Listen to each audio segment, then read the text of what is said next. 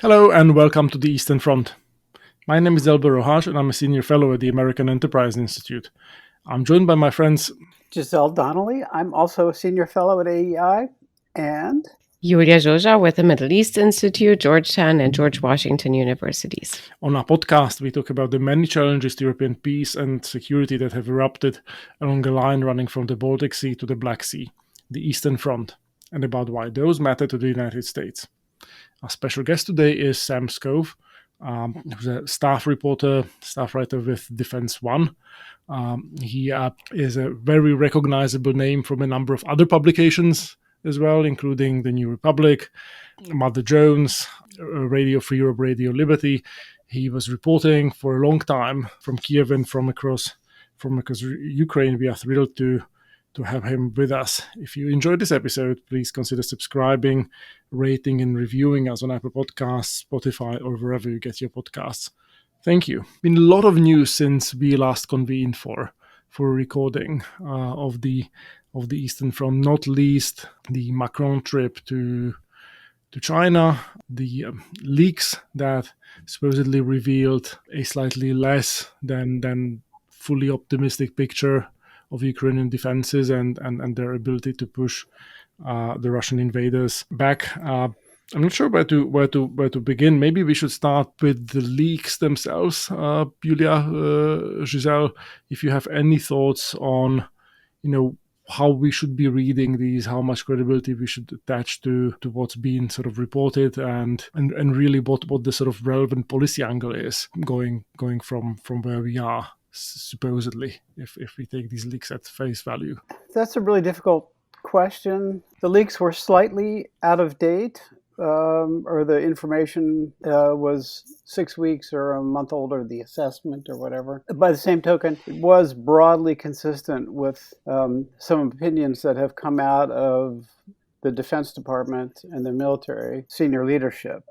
And there's also at least some prospect that it could be just, an attempt to mislead the Russians to some degree or other. But materially, I'm not sure that it makes all that much difference. The Ukrainians are in a little bit of a bind in terms of international policy and strategy of having to conduct some sort of offensive so that they can declare victory and rally support, especially in this country, but also broadly throughout the West. And there's also emerging thought that this is their one chance.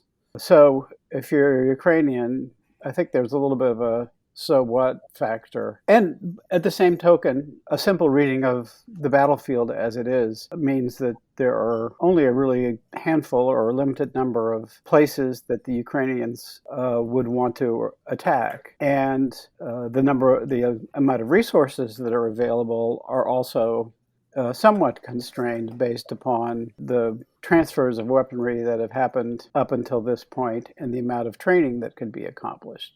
So again, what the leaks tell us exactly, other than too many people have too much access to classified information, is very difficult for me to assess. Yeah, that's sort of my takeaway too. It was surprising to me how little we actually learned, right? 80% we knew, 20% we suspected. To that added the weirdness of some documents were doctored. But what was interesting to me in sort of this lack of news within the leaks was also the fact that many of them, from what I've seen and what the Post and the Journal and others put out, were just elevated press summaries. And so, with that in mind, I do think that it speaks to, or sort of confirms, or it's being interpreted right now in Washington and beyond on both sides of the Atlantic, that no matter what these leaks are telling us in terms of data, we want to reinforce the fact that support is being reduced and that, like Giselle was saying, it's their one-time chance and we're all sort of waiting, counting down to whatever we think or we imagine the counteroffensive to be. And then just switching, since we're doing a brief analysis, I don't know if there's anything to say about in terms of news about Macron beyond the video. Has everybody seen the video with the music? It's just it's there's no words. One has to look it up. The from his visit, again, sort of confirming in the same kind of manner in the end that Macron dragged von der Leyen there to, in theory, be able to get more assurances or more help from the Chinese that they would call Russia and would speak some sense into Russia. And yet there's nothing new. There's no major success within that. The only small piece of good news in the greater picture is actually, to me, from today, with Poland formally requesting permission to use German MiGs, and Germany, as soon as Poland put out the request this time, hallelujah, confirming the request or approving the request. And so not a big piece of surprise or of news, but still kind of encouraging. If we can pivot, I would love to hear Sam on the leaks too, because I know he's been writing a little bit about that in sort of a short assessment of the leaks. But Sam, you've returned relatively recently from Ukraine. You're still mentally, we're hoping, one leg here, one leg there, across the Atlantic. How do you assess the leaks, and what do you hear of Ukrainians assessing the leaks? My impression is similar to your own, that it reveals things that we either knew or guessed at. I think the sentiment in Ukraine is there has to be a counteroffensive. This sort of information it's damaging from a strategic perspective in terms of as any sort of leak is, but the specifics of this leak, any specific systems that were located, like air defenses, those have been moved, and the sort of grimness about casualty figures, things like that. I mean, Ukrainians live that every day. It's hard to find a Ukrainian now who doesn't at least have a friend of a friend who's died or seriously injured, especially in the more active parts of the population, people who went and wanted to go fight. So I don't see the leaks as having any particularly big impact on Ukraine, except potentially a really positive one in terms of mobilizing support for Ukraine in the West. Like, there's information there about their reduction in anti-air missiles. So now that is more publicly known, it theoretically creates greater pressure in the West. And like you said, with the MiGs potentially going to Ukraine, that's another piece in that puzzle. Though, to sort of probably unfairly try to connect the Macron news with the leaks and the sort of general situation, it does sort of suggest that there's a really difficult or fundamental cleavage in the Western alliance. It's really hard to know how this will turn out, and in particular, sort of which way Germany will jump, or whether they'll continue to try to straddle the divide between Central and Eastern Europe and France. I mean, the best line was that I saw on Twitter was "Macron gonna Macron." So, I mean, it is kind of a constant, right?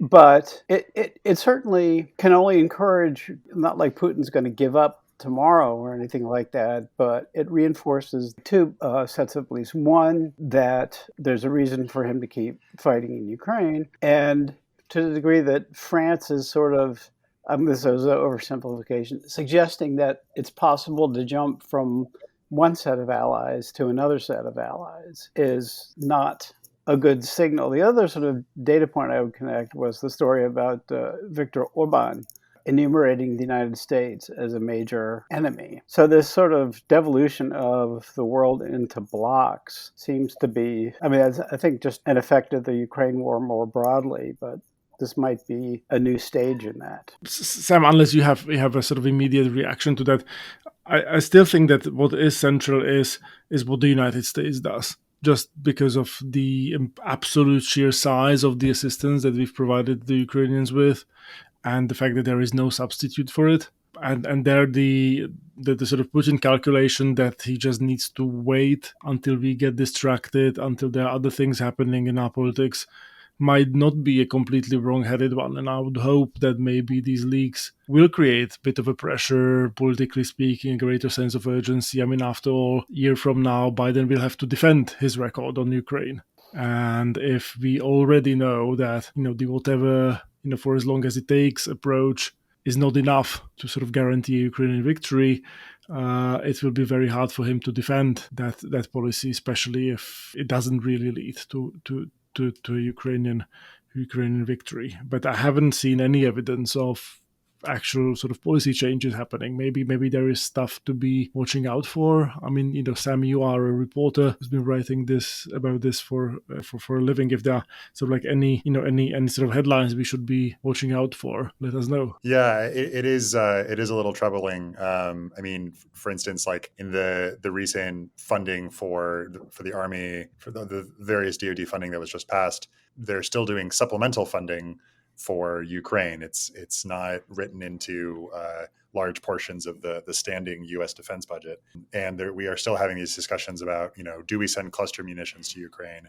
Do we send F-16s? Do we send MQ-9 Reapers? There's a lot of things that the Ukrainians, in one way or another, have asked for, which are still being held back. Theoretically, it would be nice if these leaks create that extra degree of pressure. I think historically, though, it's been really locked into German and French decision making and wanting to maintain some sort of alliance posture. So some of it's that public pressure. Some of that appears to be sort of inter-elite dynamic network where everyone's agreed. And I think after Trump sort of broke a lot of the social conventions of running NATO, there's probably an eagerness to do everything jointly and with maximum respect for partners. But the tricky thing then is that leads to a decision by committee effect, where if someone is uncomfortable, like the Germans have said they're uncomfortable with cluster munitions, there are obviously issues with cluster munitions. That puts a pin in it. F-16s, different countries have different ratings of what escalatory risk looks like. And so in that sense, the leaks may not ultimately be as powerful. I think it is quite interesting about this bloc politics that you mentioned, Giselle, with because at the same time you see certain countries that we would have expected to be quite anti-Ukraine, like Serbia, quietly agreeing to send some weapons. So there's probably a nuance to certain countries not wanting to be publicly anti-Russia, but privately agreeing to things. And certainly we've seen lots of cooperation between Serbia on a sort of lower level, even as more public demonstrations are more, quote unquote, pro-Russian. But yeah, I think there's the sort of joint, the U.S. administration's discomfort with anything that's escalatory is still very much there. It's going to take a lot to shift that. It does seem that there's an important point of inflection that is on the horizon. And again, who knows how the leaks will play into this. My understanding is that and Sam, please correct me if I'm wrong about this, that the drawdown authority that has currently been authorized, or the monies that have been appropriated for drawdown purposes, are kind of running short. Like we're down to like $3 billion or some ridiculously low number like that. So it presents the administration with a little bit of a conundrum. Like, are they going to ask for more? When are they going to ask for more? How much more are they going to ask for? And in particular, how are they going to twist Kevin McCarthy's arm to bring some legislation to the floor, et cetera, et cetera. So, all these, different threads are kind of converging into a point where the administration has to at least do something more, even if it's just going to keep this, baby step policy moving forward. Yeah, I think they're going to get asked really hard questions because, another one of those topics in the document is a fairly negative assessment of the likelihood of a really successful counteroffensive. And then even if it is successful, will that bring the Russians to the table? So at the same time as they're saying, we're in it to win it, they're not providing that much aid, and they seem aware that it is insufficient, especially this strategy of releasing it in tranches. To a degree, you can argue that that's related to military necessity, but certain parts of those, like vehicles, theoretically could have been sent a long time ago. So that is a little disappointing. I think that the sort of distance between the where we're willing to be in it as long as it takes and the actual levels of sustained support are gradually the distance between those two is gradually starting. Is converging. Yeah. Yeah, and we haven't really clarified what it is, right? That we're in for. Um, so then to kind of nudge you or push you slightly more on this before we drop the topic of what is happening in the next few months, what is your fear in terms of what's your assessment of the needs that the Ukrainian armed forces has and has not been met? What's the thing that they or the things that they need most and will not have for the counteroffensive?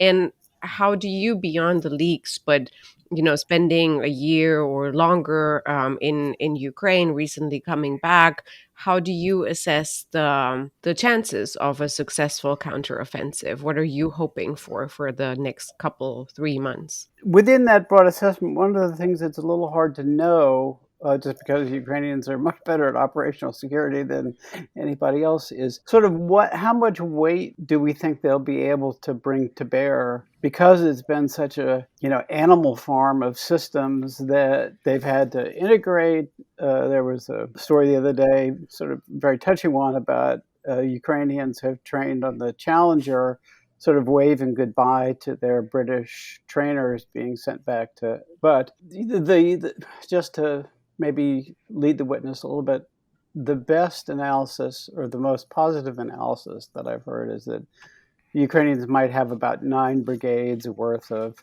relatively modern and mobile forces to strike wherever that is they decide to strike, which is not an overwhelming numerical superiority. So I wonder if you have any just refining thoughts, but within the framework of what Yulia was asking. Yeah, I mean, the top line items I think have been obvious for a long time, like armored vehicles, more ammunition, things like that. Those are all great. In terms of things that are also going to make a huge difference that I think are unsung is the lack of training. I mean, you had a relatively professional but still very developing army. A lot of those guys unfortunately died in the last year of fighting in all sorts of circumstances. The army now, between the deaths of soldiers and people being called up, is largely unprofessional, and training varies immensely. So you may get commanders, it's sometimes up to individual commanders whether or not to make sure soldiers are trained on tactical medicine. And that there's all sorts of issues with or there can be issues with kit as well, whether or not individual soldiers have the tactical medicine kits. So you're talking about an army that, if it does have training, is largely trained on the battlefield. And we do have capacity to train across more secure sites in Western Europe. I think it's 7,000 Ukrainian soldiers or so have been trained, according to the US, and then there's 20,000 plus in the UK, but on very, very accelerated time schedules. So one area that the US probably could have done a better job in is more training for Ukrainian troops. I imagine there's a fear that looks escalatory, and that you're having direct NATO to Ukrainian soldiers interactions, but that's probably the unsung issue of this counteroffensive. Is it's great. I mean, the ammunition is one thing, but if you have soldiers who don't really know how to shoot and maneuver, that's a whole other issue. I think the actual chances for the counteroffensive are, I mean, you hear all sorts of different information, that the Russians have entrenched the south heavily, but that the entrenchments are designed to face a Russian style assault, not a more creative lower unit command sort of assault that the Ukrainians might do. That land is so flat. I was there in February just in front of Zaporozhye in the town of Hulepole. It's any assault, no matter how well it goes, it's going to be pretty grim. And you're going to see very high casualty numbers like you saw in Kherson. So it's very hard to predict the outcome, but it's going to be grim. Try to deduce some lessons from Kherson for what we might see coming. And you also, I mean, many of the Russian defenders in Kherson they had better troops there. Obstacles are one thing, but obviously you have to cover the obstacles with fire and all the rest of the things. And then conversely, on the Ukrainian side, I would say one thing that we know relatively little about is their ability to synchronize. Tactically, the Ukrainians have been superb in defense, sort of on a relatively small tactical scale. So now they have to both step it up in terms of complexity of operations and scale of operations. So now what do you say? So, Sam, before you respond, I think this is the perfect time, since you mentioned training already, to plug your Defense One report, which provided really important qualifications to sort of two pieces of conventional wisdom that, I mean, I certainly was, like, have taken for granted, namely that the Ukrainian military has moved on from the Soviet style tactics and command structures, and also that the NATO training programs over the years before the invasion played an important role in all of that. And you sort of, not quite debunk those two statements, but qualify them in very important ways. So and we'll link to the article in the show notes. But if you want to respond to Giselle and also give us the gist of your story, that would be great. Sure, yeah, and to sum up the article, loads of American officials came out right at the beginning of the war to say that part of the success around Kyiv was related to NATO training, which emphasizes lower level leadership being empowered to make decisions. The tricky thing is we did not actually train a very large number of troops in those NATO tactics in Western Ukraine before the war. It's a very limited engagement, and it did not always sink in. There's still loads of guys in the Ukrainian army who are from the Soviet era, and it's no knock on their bravery or intelligence, but they are less eager to learn those lessons.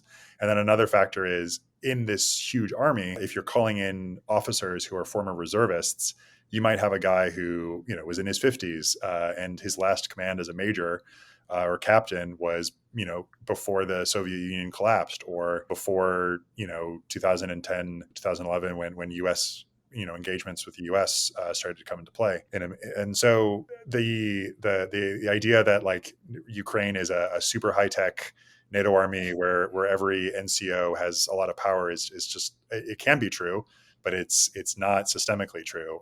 And so when it comes to combined arms, I think it's going to be, it's very, very tricky, because the way, the Ukrainians are very innovative and adaptive. What I did a lot of like embeds with and talking with drone units. And so their method of targeting could just be as simple as, we know these units are in front of us. We're going to get out our cell phone numbers. We're going to communicate with them on Signal. They send us information. We, almost like you're running a startup. How well that works with a combined arms assault versus just a defensive work is I think, a pretty complicated question. I mean, in Kherson, you saw, talking to people who were there in that fight, looking at other people's news reporting, there was a lot of losses, especially armor losses, where the Ukrainians just got hammered. And also those guys are now dead, right? Like, if you send your experienced armor brigades into Kherson and you take heavy losses, the experience of those guys is now lost. So the role that these guys who have been trained in the UK and Germany by US forces is going to be huge. They do have an advantage because, some of the guys who are training there have combat experience. We're not talking about taking an 18-year-old American who's never seen combat and getting them up to speed. But I think it is going to be a huge challenge. Part of the reason the Kharkiv counteroffensive was so successful, people may be drawing the wrong lessons from that, in that the Russians were very, very weakly staffed there. People I talked to who were occupied described the people at the line, the soldiers there, as being, dressed in essentially like tracksuits, because they were militiamen from the occupied Ukrainian LNR, DNR territories. And with this type of scenario, obviously the Russians have also been, battered and exhausted. But I think the US's projections that it's going to be a very tough fight are very accurate. Yeah, training is a huge issue. And I think a lot of Ukrainians also know about this. I mean, it might not be something that their public officials say, but loads of people I've known, like if you're going to try to serve, you try to serve with your friends. So because those are people who that they've given a stamp of good behavior for whatever commander they're working for, and there's a high premium on joining the sort of infantry formations that came out of volunteer groups. So Hartia, which is an infantry formation out of Kharkiv, which is funded and led by a businessman there. Obviously, the reformation of Azov, like those are very popular in part because people believe that their lives are going to be more valued, not necessarily because there's corruption or bad behavior, but because you're getting younger officers, more motivated officers, people who know what tactical medicine looks like, things like that. Thank you for bringing up several times now something that I think gets, for obvious reasons, but despite our attempts, even on our podcast, sort of sideline, and that is the massive losses that Ukraine is taking, and it fits into much of their perspective and our acquaintances there, and colleagues who are saying it's not just the losses, but it's the best of the best, that have the experience, that have the motivation to, and so you're bringing this into, from an individual story into more of a community story, and I think that's really very relevant. So thank you for that. And you just mentioned Kharkiv, so I want to ask you. You've given us a little bit of insight on the challenges of the Kherson counteroffensive, and I'm going to leave for a second the rumors and speculations aside how counteroffensive or counteroffensives will look like in parallel this summer compared to last year. But we had the Kherson Kharkiv connection, right? And so if you are to, with your experience on the ground, if you are to compare the challenges, but also the sort of lessons learned from the two of them, can you talk to us a little bit from that perspective about Kharkiv as well? Sure. I mean, probably the biggest one is the element of surprise. I mean, right before the Kharkiv counteroffensive, everyone was talking about Kherson as being the next target. And most people were incredibly surprised that I talked to that Kharkiv happened and was such a success. So a lot of people in the back of their heads, I think, are thinking there's so much being said about a southern counteroffensive. There's other locations where a counteroffensive could hit. I think that's something we should all be aware of. Exactly. And east versus south, a lot of speculations there too, that the Russians might be pushing, that the Ukrainians, sorry, might be pushing for Bakhmut actually, to show that, sort of as a hard, parallel to Kherson focus, but then pushing through the south to later on, something like that. I've heard several times. Can we actually sort of do a quasi course of action exercise here? Maybe we could just constrain it to east versus south, or Sam, if you have other candidates, I'd just be interested in your analysis and what maybe some of the pluses and minuses of either direction would hold for the Ukrainians. Yeah, I mean, south is a great choice for a lot of reasons. Obviously, it cuts off Russia's land bridge to Crimea, and so it theoretically threatens the center of gravity for Russia, if you want to argue that Crimea is the center of gravity, and so theoretically pushes Russia to the negotiating table. There's obviously large Ukrainian populations that are still under occupation, and so it has value as well there. The argument against it is obvious, that just because it's a clear target, and so the Russians are reinforced. I think one thing that, I mean, the East is also, I mean, it has the element of surprise, and theoretically it has Russian forces have overextended and exhausted themselves in that fight. They've taken terrific losses there, and it could be the sort of situation like in Kharkiv, where certain areas are not as rigorously staffed. The obvious, or maybe it's not so obvious, is that Russian troops in the Bakhmut area are mostly Wagner, and although there is this mass of Wagner conscripts who are not trained particularly well, there is also a section of Wagner that, because it exists outside of the Russian military structure, does learn in the same way that the Ukrainians do, with a fair amount of learning and trial and experimentation. And so Ukrainian soldiers give that group of Wagner pretty high marks. The big question, I think, if they were to go in the east, is what it gives them other than just depleting Russians' morale and killing more of their soldiers. I think it would be a fantastic headline to read in the morning.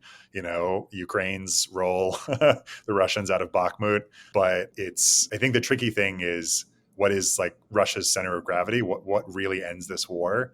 And more war in the Donbass, I don't think they'd care that much about. And so it makes more strategic sense to me still to go for the south, because that threatens seemingly what the Russians care about, which is Crimea. And Crimea has become so central to the discussion everywhere, especially in the West, that even Americans have intuited the centrality of Crimea to the ultimate outcome. Sam, I suspect we have many more questions we could ask you, including on the many stories you've written from Ukraine, fascinating article on the life under Russian occupation in Kherson that you did for RFE/RL last year. But I'm also aware of the fact that Giselle wants to avoid being kicked out of her verbo accommodation in California. So I'm afraid we'll have to bring you back and at some point in the coming weeks and months. I propose when the counteroffensive begins, that we sort of do regular updates with Sam. I mean, somebody who knows the Ukrainian military inside and out would be hugely valuable. You should definitely do that. In the meantime, Sam, thank you so much for joining us. Thank you for having me. From Dalibor Rohach. And the very human Giselle Donnelly and Julia Sosa.